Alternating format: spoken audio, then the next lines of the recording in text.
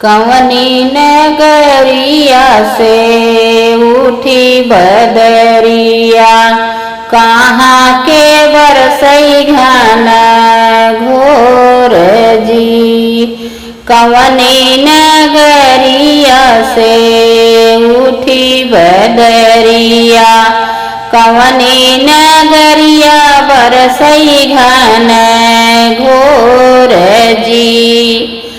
अवध नगरिया से उठी बदरिया, जनक नगरिया बरसई घना घोर जी। जनक नगरिया बरसई घना घोर जी। भीतरा से निकली हाँ बेटी सीता जी, सुना बदरिया रज हमारी जी। सुना बदरिया रज हमारी जी। आजू के रतिया जिन बरसा बदरी, भिज जही ससुर हमार जी। आजू के रतिया जिन बरसा बदरी, भिग जही ससुर हमार जी। कवनी नगरिया से उठई बदरिया, कवनी नगरिया बरसई घना घोर जी।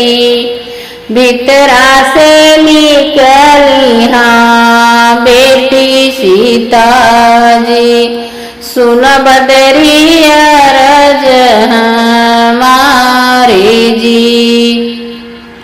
आजू के रतिया कासौ हो बदरी, भिग जही जेठ हमार जी। भिज जही जेठ हमार जी।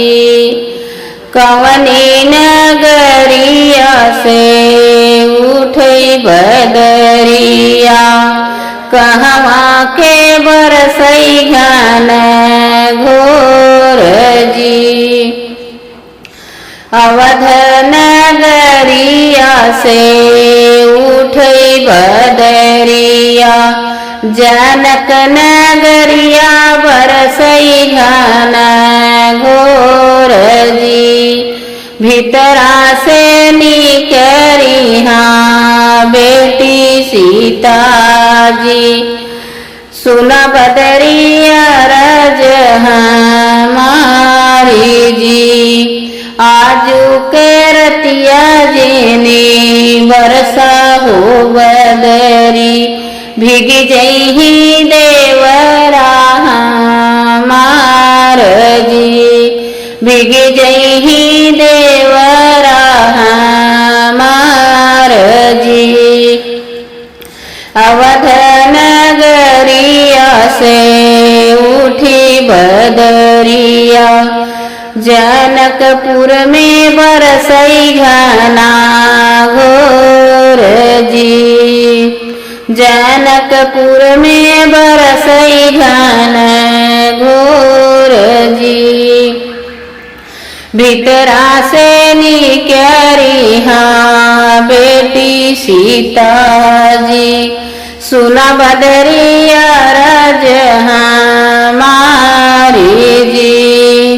आजू के रतिया बदरी जिनी हो बरसा, भिज जही स्वामी हमार जी। भिग जही स्वामी हमार जी। कवनी नगरिया से उठई बदरिया, कवनी नगरिया बरसई घना घोर जी। कवनी नगरिया बरसई घना